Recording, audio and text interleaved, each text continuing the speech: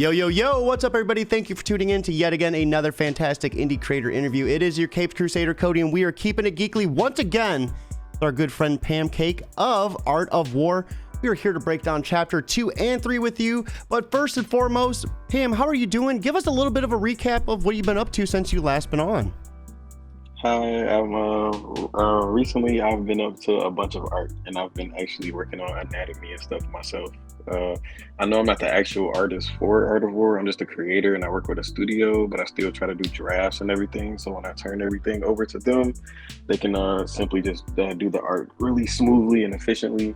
So I've just been working on my own art, so the art is overall better in the end. Do you think learning that type of art and like really digging into it like helps you like with scripting and when you're trying to design the panels, like in terms of for your artist?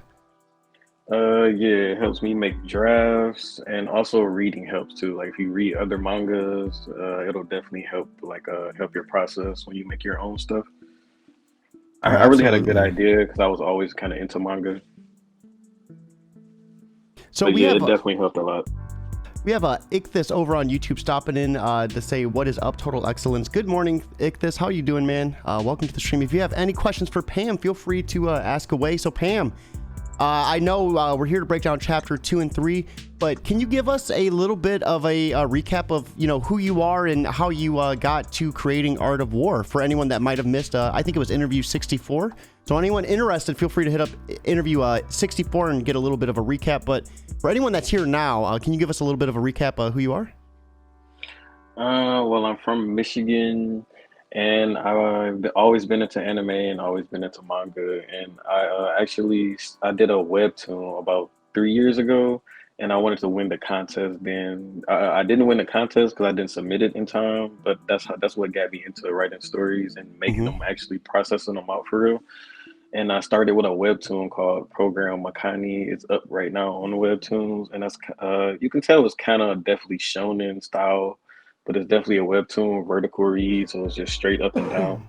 But from there, I decided to go manga simply because I wanted a physical book to actually have to myself. So I wanted to go the manga route. And also, if you go the manga route, like black and white pages, the process is much faster than if you have the color, like the entire page, different colors. It was just a better option for me as far as speed goes, as far as my aesthetic, because I actually like black and white manga over the color ones anyway. Like it just all was like a win-win to go the manga route.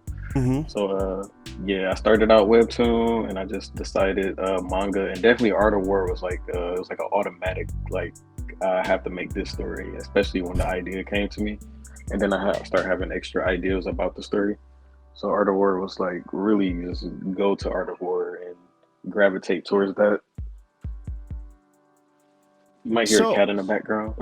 Oh no, that's fine. You might see my cat. We actually got a little cat tent since we last chat. So you'll sometimes see my cat like walk right into it and start snoozing. That's one of my favorite parts of it now. But so last time we were here, we talked about chapter 1. Can you give us a little bit of a breakdown of chapter 1, so we kind of have a good idea of what we're expecting when we go into chapter 2 and 3? Yeah, so if you look at the cover has 3 characters. That's pretty much the main trio of Art of War, and it's Ronin, who's an artist from the 1200s, Sketch, who was an artist from the 1980s. Both of them in chapter 1, they pretty much disappeared suddenly and just vanished at the end of the chapter. So once we get into chapter 2, that's when we actually meet the girl in the middle there on the cover, which is Erin, and that's our main character. And yeah, chapter 1 was kind of like a setup to get to chapter 2. And I know it's kind of odd to not meet your main character in chapter 1, but it was kind of a route that I went just because I thought we should see some mechanics of Art of War in chapter 1, and also just meet Ronin and Sketch first before we introduce like the modern day, because we actually go to the modern day in chapter 2. And Ronin, of course, is from the 1200s, and and Sketch, she's from 1980s, and that's where they disappear from, their own time. So it's also mentioned that you're kind of fighting against like what is more or less the standard for American manga. Can you touch base on that as well? Yeah, so actually I do a lot of emails and stuff, and I actually got into contact with 2 separate pretty much not bigger names, well, they're bigger names in the manga industry, A guy named Ben Applegate and the other guy, I can't remember his name, but just through email and talking to them, like when I first introduced what I was doing, the first thing they came back with, like both each of them in separate occasions, the first thing they came back with was, "Don't call my manga a manga." They said, "Call it a comic because you're making it in, America, and it has to be a comic. You have to call it a comic because no company will publish it that way. They will never look at it as a manga. They'll look at it as a comic." Hmm. And for me, I don't know. It's kind of I mean, it's kind of an eye opener a little bit because I have heard that before. But I still want to go, like, I still want to say that it's a manga for sure, like a American style manga, if anything, like a manga style story, and it's definitely influenced by the manga creator. So I don't know if calling it a comic or a manga is just that big of a deal to the industry people. Then that's kind of unfortunate. But yeah, I still believe that it should just be called a manga, so that's what it's written as. Yeah, I And mean that seems kind of harsh too, for them to yeah, kind of go that route. yeah. I mean, yeah, they were definitely just like really stern about that part of it, like for sure. So I guess that's an industry thing, like a big industry thing. Probably Viz Media or something like that. Hmm. Because I did look into it, like Viz Media. If you look at their Viz originals, all of their Viz originals, which are technically mangas, are read left to right. So that's one thing. Like if you're a manga creator and you were in America and you're trying to go to like Viz or something, you might have to go left to right. For me myself, I do want to stay right to left and just keep it actual manga style because that's actually what I want. Like that's what I like as the style. So like there's still other routes though. For as far as if you don't want to go big company, the big company is really hard anyway. But there's other companies like Voice. There's another company called Strine that's they just released their app, and the White Manga. His name is White Manga. He's really good. His company, they also do right to left, and they just got into stores worldwide as well. So all the industry stuff is changing. Like it's changing for sure because it's Hmm. coming from print, and now we're on the web comic, and now we're up to webtoon, and now we're seeing a bunch of self-publishing and a lot of self-publishing teams, like creators coming together to make these anthropology type magazines type thing.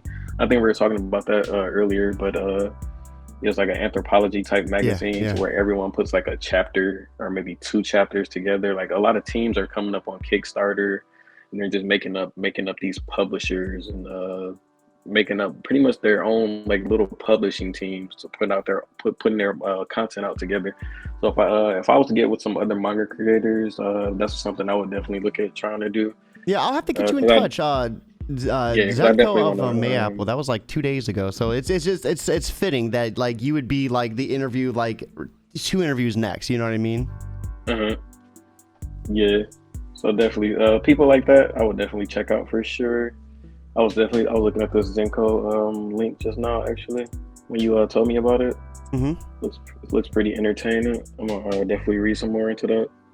So before we dive into chapter 2 and 3, Art of War has a really interesting concept where they're able to like design their weapons. Can you give us a little bit of a breakdown before we dive into chapter 2 and 3? Yeah, so Art of War is where is where the characters can draw their weapon literally. So on any surface per se. So like a wall or a desk or of course like a note or a traditional I don't know, a countertop, anything that they can draw on that's a solid surface, they can actually manifest and materialize that weapon off of that surface into real life.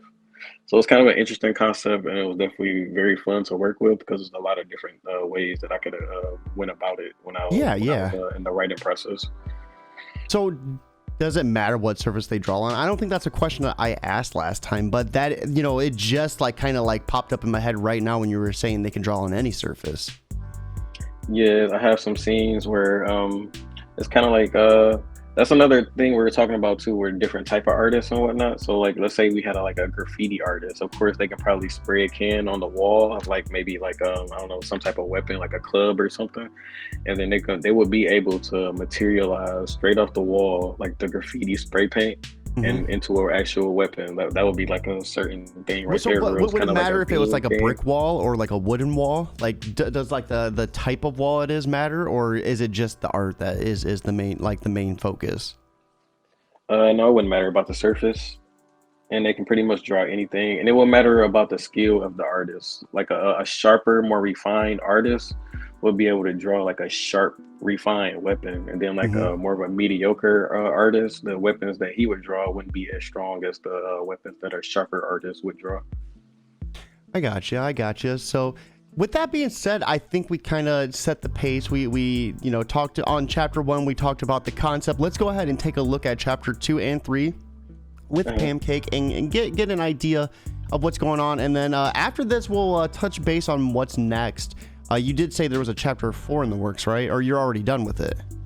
Yeah, I'm already done with chapter 4, and chapter 5 sketch already returned, and I did my own personal like draft of chapter 6 already, and I already sent that. Or I didn't send it to the artist yet, but I already have that all done. Ooh, you have been busy, busy, busy. Yeah, it's been really efficient. Like we've been creating really fast, and actually with good quality too. Like everything has been really quality. Absolutely. Let's go ahead and we're gonna switch over to the comic. So this is chapter 1, page 1. We're here in modern day Blue York City. Yeah, we actually reach modern day in chapter 2. So chapter 1 is like a split between Ronan's time and Sketch's time. Then they suddenly disappeared. And chapter 2, we are here in the modern day. So what are we seeing right here? This is an introduction to the main character of the Art of War. Yep, it's kind of like there's basically a news lady on the I call it a hologram, or no, Mm-hmm. a hollow screen, which pretty much is a hologram screen.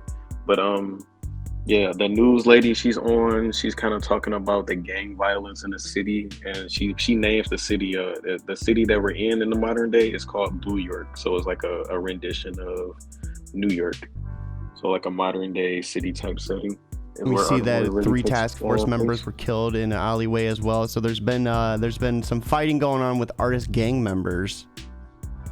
Yeah, I definitely wanted to set like I wanted to set the potential for it to be a darker tone story, Mm-hmm. because it actually is. If you look at it, it kind of looks really fun and whatnot. But I want to be a little bit edgy later on.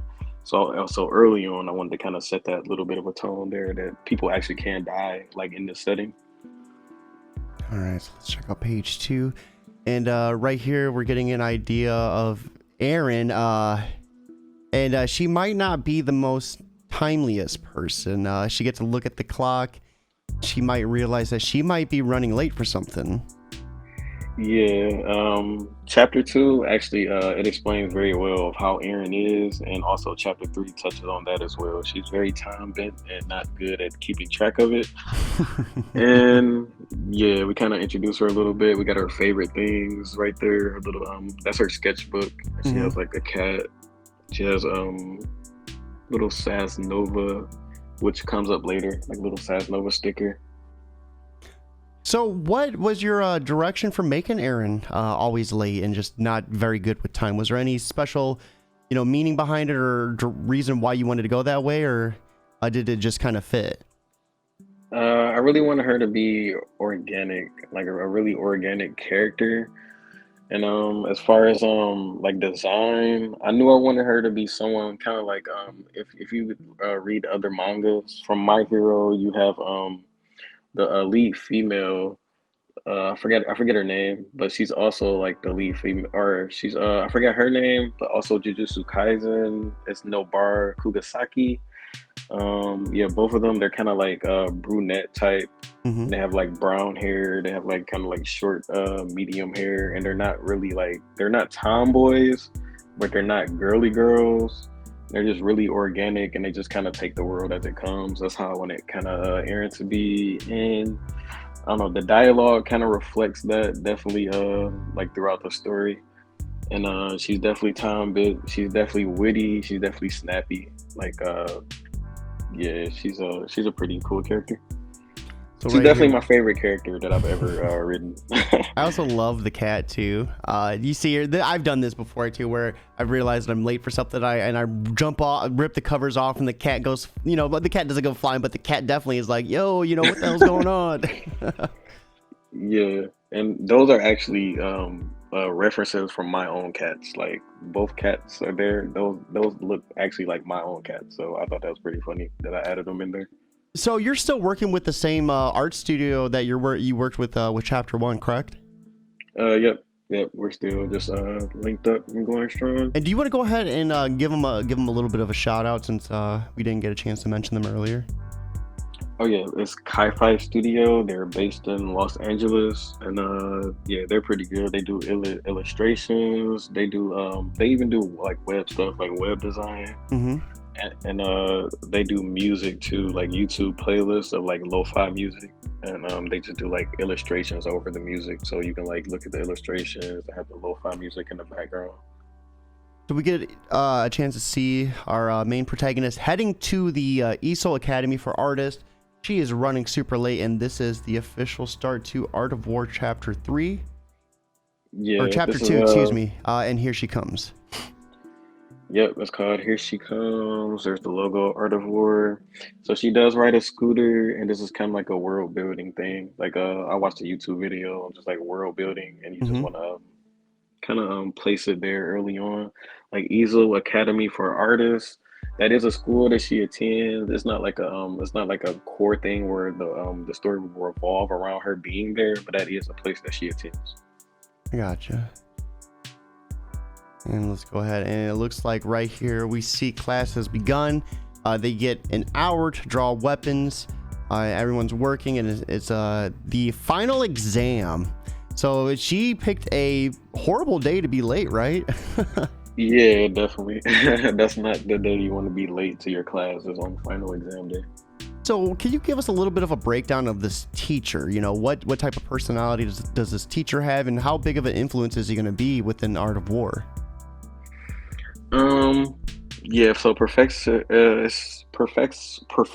Maximus Pallet, that's his name. I just chose that name because I wanted to have something yeah, I thought Maximus is also always like I something love the elegant. palette too. I mean, it's like the Yeah. Easel Academy, the palette, like it's clever. It goes hand in hand. Yeah, yeah, he's one of my favorite characters, especially in the beginning. He's really like a strong core character in the beginning of the story, and later on he kind of just like he changes his role basically. But yeah, him himself, he's just kind of this cool teacher. He wears a nice jacket, like a little bit of a spoiler. Later on, he drives like a hot rod car. But yeah, he's really popular, and he's definitely like pretty stern. He's witty. He's kind of sarcastic. You'll kind of see it in this chapter too. How he talks to yeah, how he talks to Aaron. How he's talking to how he's talking to the kids right now, like the students and whatnot. He's giving them this long strewed like speech about how hard school is and how he loves Yeah. their faces struggling. Yeah. Yeah. And then that type Aaron, of dude. course, making her grand entrance right as soon as he's telling them to enjoy the rest of their spring as it blooms into summer. Right when it's ending, she enters class. Uh-huh. Here's Aaron, late and not on time. Definitely speaking to her character of how she'll be handling things all throughout the story. Mm-hmm. Yeah, if I fail now, I'll basically have to be perfect in summer semester. So they have school during summer as well, or is that summer school? They just have summer semester all year round. They definitely have breaks in between, but yeah, they definitely have a summer That semester. is something about Japan, right? This is based in Japan, correct? It's a fictional city like Blue York, but you could say modern Japan, modern New York. Yeah, because they do schooling like all year round, right? Mm-hmm. Oh man, I don't know, maybe I'm spoiled or something, but like summer break was always just it was hitting, Yeah, it was super long. Like when you think about it, it actually is really long. Like because their breaks are usually like winter break or something like 2 weeks. Yeah, and we get so, like what, that's 3 months? their breaks. Yeah, which is pretty much Yeah, actually, we were pretty spoiled at that because thinking about 3 month breaks is wild. Like 3 month breaks from just school. So yeah, I loved how you put that in there. When you went to go build this fictional world, did you draw a lot of influences from modern Japan? Yep. Modern Japan. It was from a bunch of different influences I had, but yeah, definitely modern Japan was like a core staple, and modern New York definitely like as far as the buildings and stuff we'll be using. Like I used a lot of photos from New York. Like I have a ton of them just saved like in a folder, like a reference folder. Mm-hmm. Yeah, as Aaron's talking here, you can see the professor. He's kind of just not having it. Like you relate. Yeah. Yeah, he's not just having it at all. And he actually just continues to tell them to enjoy their break, pretty much. Oh yeah, so he's not going to be giving her any sort of like break or any sort of sympathy at all.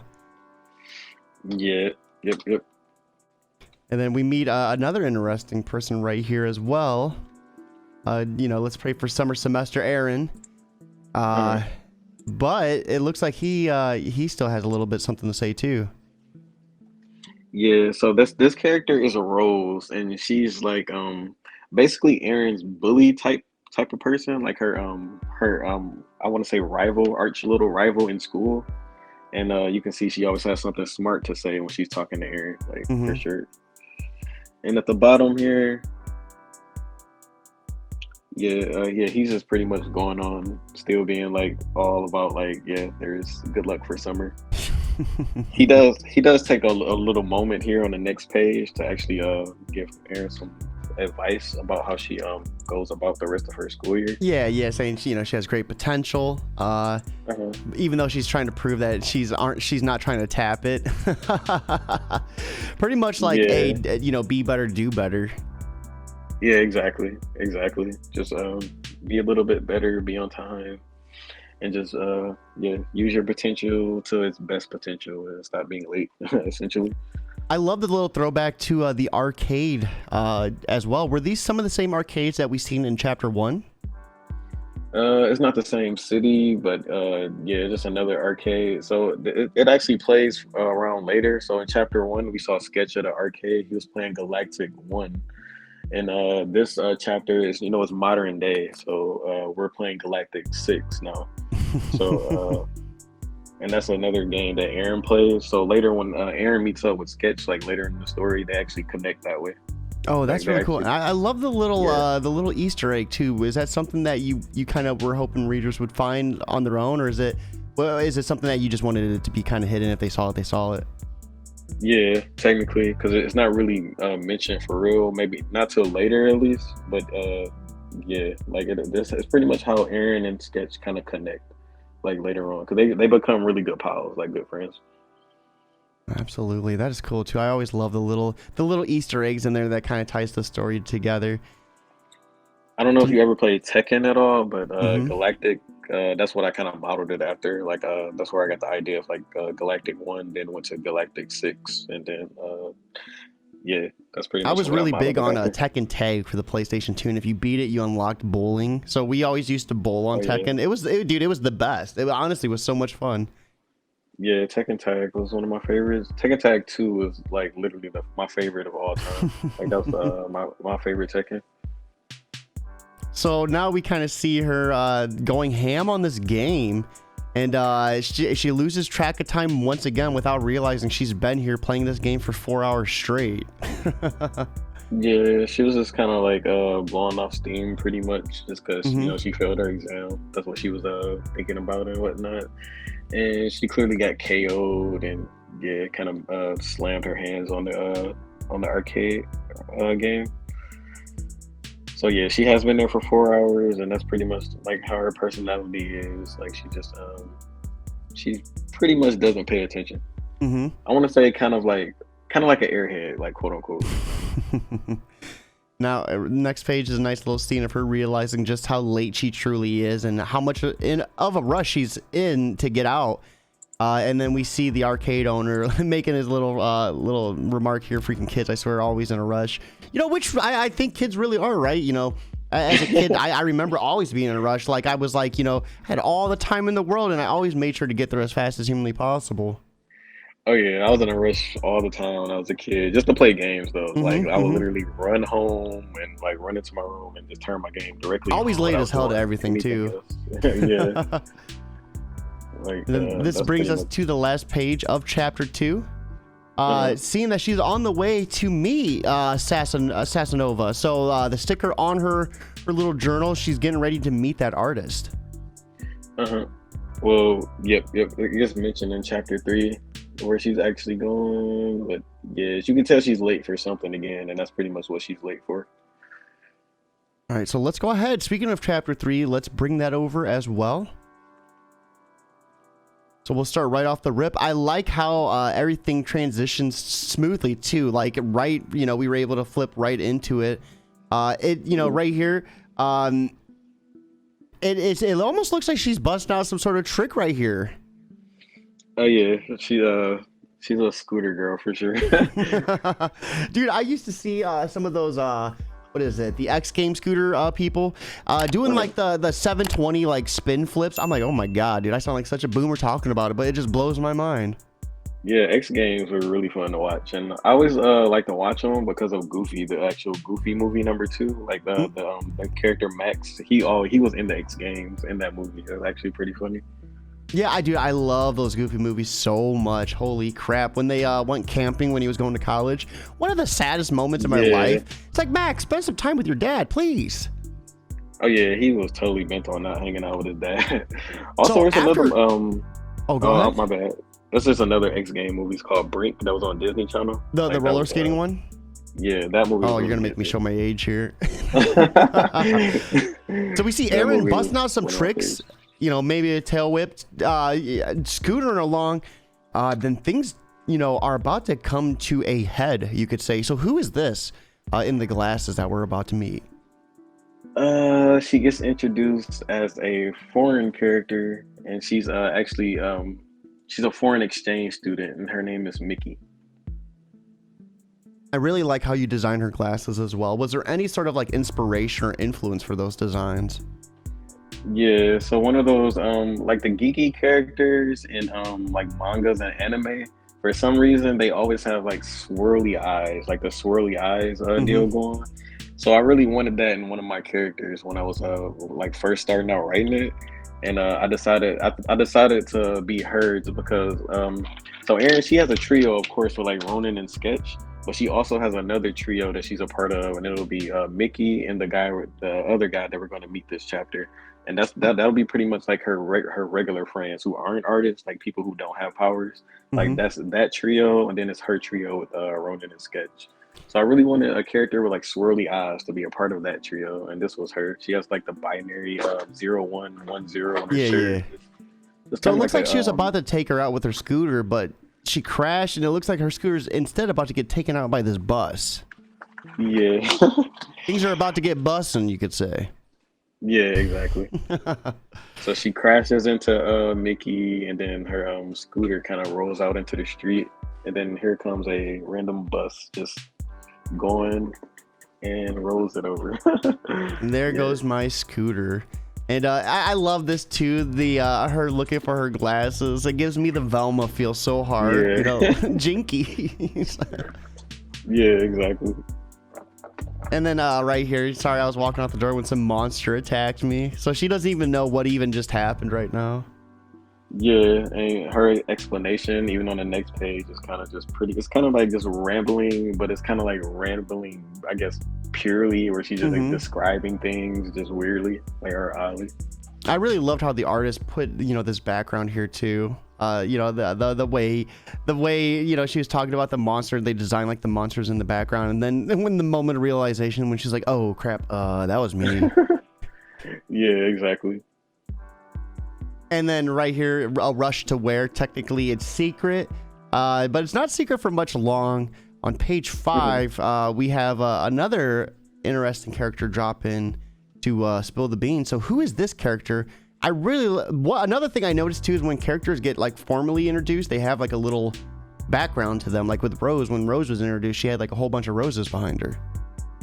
Yeah, it's kind of like In manga, and when I read it, I think I read it. I've seen it in comic books too, to where it's like when a character gets introduced, you kind of do like a full body or pretty much like a drawn out shot, so you can see the details of the character.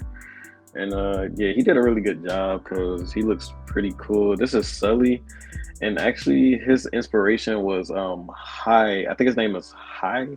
It's like Hau, so it's kind of pronounced weirdly. But he's from Pokemon Sun and Moon. He was like the I rival hated that character. dude.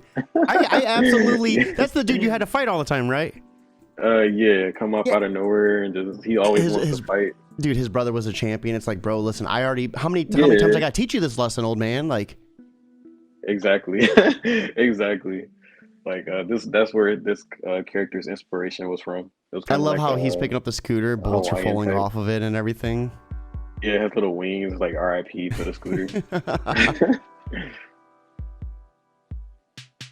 But yeah, he kind of reveals that she's going to Sass Nova's secret underground showcase. So Sass hmm Nova, apparently she throws like secret underground showcases, and that's like her thing because she So are those that's, like underground like you know I don't even know how you would explain it because like with art being like a weapon, are those like underground like fight clubs or anything like that, or do they have the potential to be like that? Like what can we expect from these underground shows?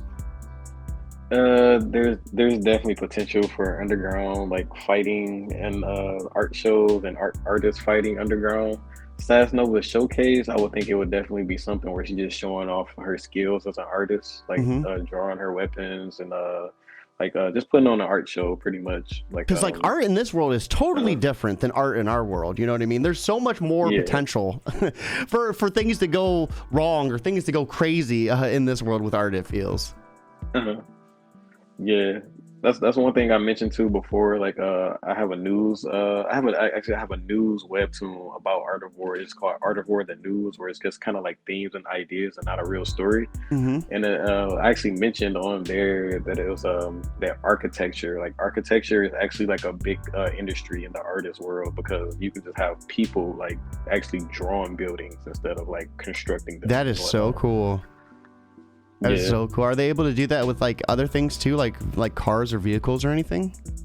Yeah, they have like a whole design industry, pretty much potential in art of in the setting of Art of War. And we see that Miki doesn't know who Sass Nova is. So I love this little introduction. You see Aaron like heart bubbles like above her head and everything when she's explaining who she is. Yeah, yeah, definitely. Aaron has like a thing for Saz Nova when it comes to just knowing her and just having all these ideals about hmm her. It's kind of like Fangirling. yeah, like Saz Nova is pretty much a popular artist in the city, like in the city of Blue York. She's So what does being a popular popular. artist in this world entail? Like what are you capable of?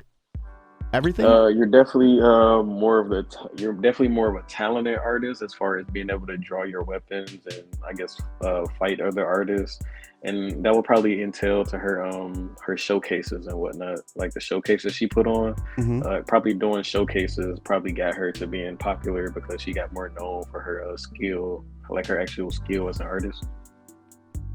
So right here we see it seems like the scooter's going to have some significance as well too because they don't want to leave it right in the middle of the road. And Aaron Mm. just runs off, but then she has a second thought about her scooter. So do we see more of that scooter like in later parts? It's potentially yes, because Or right are scooters now like I super have it. expensive in this world? Probably not. It's probably like the same as it would be like normally. And yeah, she was just yeah, she pretty much left her scooter, so she just had a little thought about it. And she don't even want to think about it because it pretty much got smashed by a hmm bus and whatnot. And real quick, while we're here, and I noticed it, I noticed that Miki's shirt. You said it had Morse code on it, right? Yeah, it's Or like it was binary binary. code. Like Does this have any like symbolism or is it any word that it represents, or was it just a random like combination of the numbers? yeah, just like binary code when you're doing like in computers, it's usually hmm like a bunch of zero and a bunch of ones, pretty much. I know they mean something like in a coding world or whatever, but I'm not. It wasn't too much of a symbol. It I just kind gotcha. of yeah, entails to her character. Make her more geeky. I get it. I get it. Nothing wrong Yeah, with keeping it geeky. Nothing wrong at yeah. all. Swirly eyes, keeping it So geekly for sure. we get the official introduction to Chapter 3, Underground Party. And I really love like just how everything looks in the paneling and the lights. This just the way the artist captured this underground party just was beautiful. Yeah, like as soon as Erin saw the party, she's kind of like, "Whoa, it's really a party!" And yeah, it's definitely a lot of people here. Like Sass Nova, clearly she's a Hmm. person who brings people out, like and gets them out and active.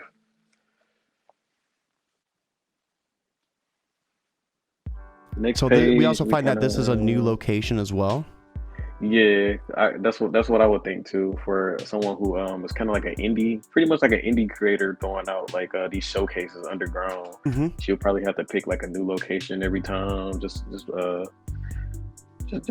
because these like illegal, or is it just to kind of make it more like, you know, if you know where it is, you're like in the know, like you're one of the cool kids. yeah, yeah, probably something that you would have to get a good word of mouth about. Hmm. And yeah, I wouldn't say illegal though, like not at all. So then we see Rose. Notice that it's Erin. Yeah, she bumped into Aaron, and then she said, "Hey, look, it's Aaron." Well, they bumped into each other probably by Hmm. accident, and then yeah, she kind of starts attacking her like she kind of always does. She says, "How does it feel to fall behind everyone?" And then Aaron kind of just replies to her.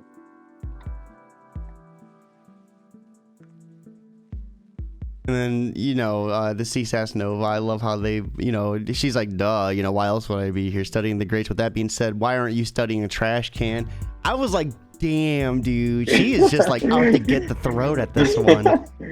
Yeah, like she literally, I don't know, she has a thing for Aaron for sure, and definitely has a thing for Aaron about trying to come for her neck for sure. Hmm. And then we see someone spilling a drink on Rose. A really interesting moment here. When we transition, we get introduced to a new character. So who is this? This character didn't get a name this chapter or the following chapter. Actually, she appears in the next chapter too. But So she's a I mysterious force. yeah, like if you can just look at the way she's dressed, like she's 100% Aaron's rival. Like later in the story, and I can just it's a little bit of a spoiler, but Hmm. it's not a spoiler.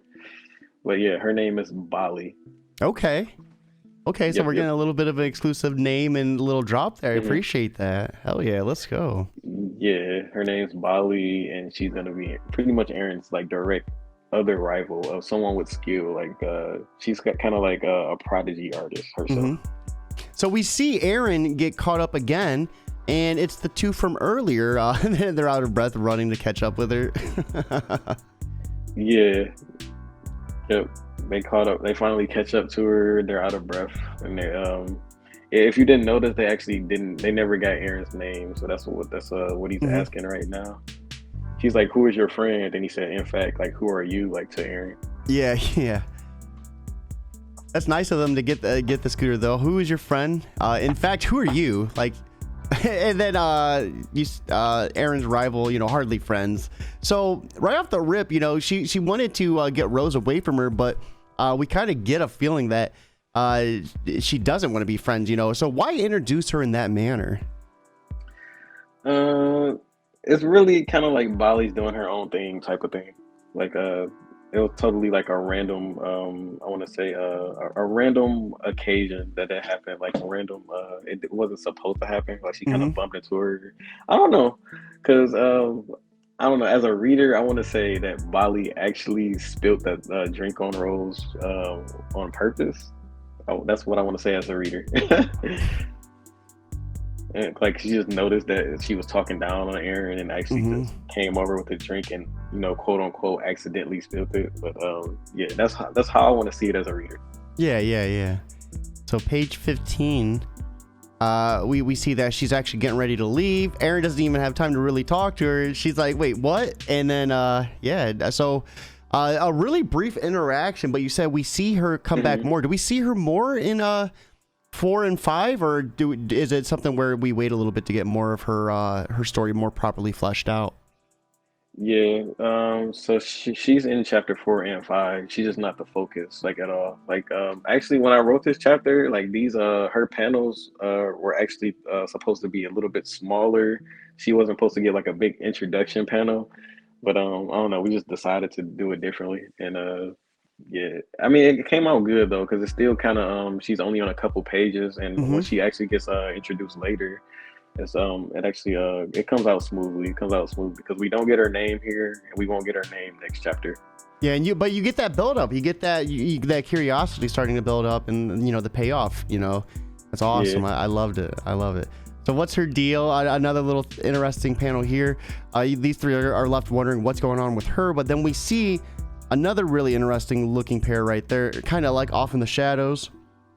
Yeah, and they're up top, like cause in this warehouse, it's kind of like 2 or 3 floors, and they're yeah, they're at the top floor, and yeah, you can see they're kind of hanging around.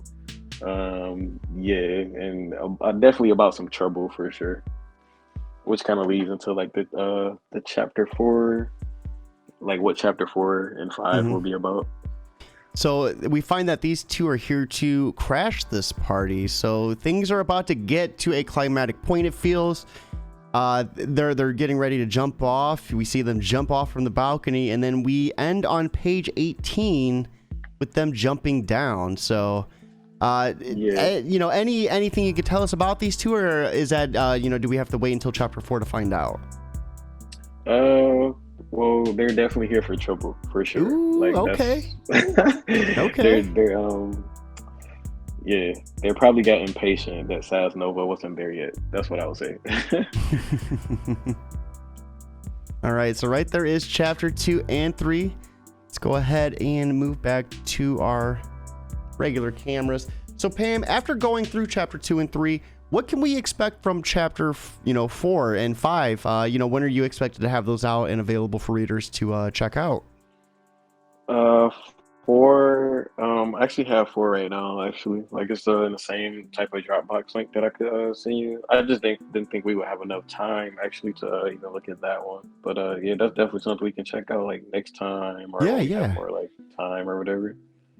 All right. But So where, yeah. where could readers find it though? What websites or any paywall, subscription based paywall? Like where can we find chapter 4 to read in the meantime? Right now I don't have Art of War really uploaded anywhere right now. Like it's kind of like I was talking to publishers and just trying to get someone interested. I'm trying to get a publisher interested Mm-hmm. before I really even think about posting it pretty much anywhere. Like right now, only thing I really have up is I have a webtoon like the news. It's called Art of War the News. Like that's what it's called, and it's on Webtoons, and it's about like 11 chapters up right now. It gives general ideas and themes about Art of War.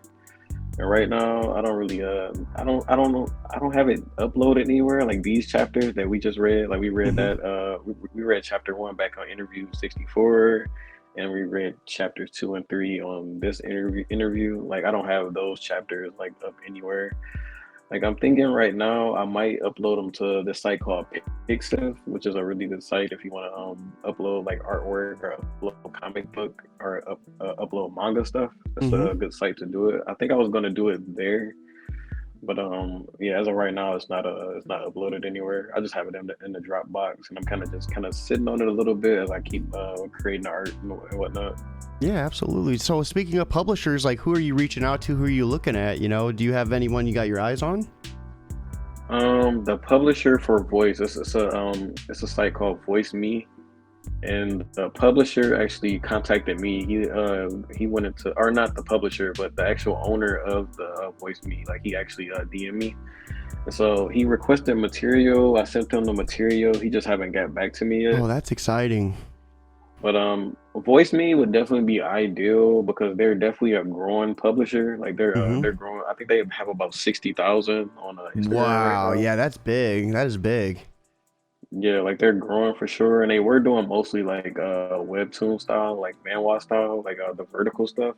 But they definitely have like a niche for like mangas too and comic books, like left to right stuff. And yeah, like that would be ideal just because that would definitely be a place where I can stay like right to left and Hmm. actually get a niche in the manga world right to left and a nice upcoming publisher and a nice upcoming story. Like everything would be like win win win all together around. I think the owner of Voice Me, his name is Talano, and yeah, I sent him material maybe about a week ago, like a week and a half ago. That's so So yeah, cool. like that's the one that I would definitely for sure. Like of course I sent it to I actually just submitted like a whole PDF file to Viz. Like Viz has originals, but if I Hmm. went Viz originals, I already know they're gonna ask for the story to be like converted to left to right. And I don't know. To me, it's just like it's a thing to where like what I prefer. Like I actually prefer to grab the book and open it right to left. Like I don't know. I just have a bunch of manga on my shelf basically, Yeah, and I yeah, don't know. yeah. I just would want it to be like that for when I Nothing create wrong with something the too. preference either. Nothing wrong. You're creating this. This is your story. This is your creation. So why, there's Uh-huh. nothing wrong with you creating it the way you want to create it, right? Yeah, that's why I think voice would be. I think voice would be honestly just like really perfect, like a perfect match, like Mm-hmm. altogether. That's so cool. So, what's next? Are you still working on Art of War? Do you have any other projects? I know you said you were working on that webtoon, but that's kind of still Art of War esque. Is there Yeah. anything outside of Art of War that you're working on, or are you just mainly focused on this? Mainly it's just Art of War, really, because I actually have another like in the manga world, they have these things called like one shots, where it's pretty much like a one shot off like story, like pretty Mm-hmm. much like a side story, and they use one shots to actually get into the like publishers like buildings. They use that to show their skill and stuff, and then they will actually go into the publisher to make like a real story after that. But some one shots actually get turned into like a bigger story. So like for Jujutsu Kaisen as an example, he actually turned that into a one shot story just to I never get knew into that. yeah, he just That's tried to pretty get cool. into Yeah. shonen with that one shot. But they like that story and that idea so much that they went ahead and just made that into the manga itself that he was gonna publish and whatnot. So I'm doing a Art of War one shot and it's called Art of War Camino shot, and it's pretty much it's about a an artist. She's from the early 1900s, so it's just another artist. She's a famed artist like throughout time, and she lived her life out in the early 1900s. And I'm actually Ooh, doing a I one love the shot. different time zones that you get to capitalize Yeah, on because it gives you so much room to play with. yeah, and a lot of different cultures and style from different time zones too. Like the main story Art of War, it takes place all in one like the modern area, like or modern like the modern time, like today's time. Mm-hmm. And we just have like two time jumpers, like Ronan and Sketch come from their time to the modern day, and then the whole story takes place all in the modern like era, like modern day. So it's not like really confusing or anything. But like there were like artists, in different times, just like Ronan. So the one Mm-hmm. shot is from just the early 1900s, and it's in another pretty much a city, like a city that was in the 1900s, like a upcoming city, kind of probably like a Philadelphia. That's what I kind of was thinking, like a Philadelphia type of city. No, absolutely. Hey, well, I appreciate you coming back on. It's always awesome to have a returning guest make another appearance on the show. And I love Yeah, the fact that we were able to continue. We went from chapter 1 the first time, and now we knocked out chapter 2 or 3. So we got to get you back on for chapter 4 and 5. We got to make this a thing where we finish this off until you finally get on, a publishing label or something. We got to keep this trend going. I'm loving this. I'm loving seeing, the story for Aaron like start to unfold and develop around her. And yeah, I really can't see, what's, I can't wait to see what's coming next from you. Everything's been just like, it's just been such an awesome ride, and I'm excited for you, Pam. This has been great. yeah, your channel has been great. Like I actually love being on here to talk about the story. And I do want to say when I first read Art of War, like the first chapter, it was always written that way. But the second chapter, when I introduced Aaron, like when I first wrote it, it was actually just straight to the point. Like I did all these info drops and everything about artists and Art of War and how it works and everything. And it was just her and the professor, like the entire chapter.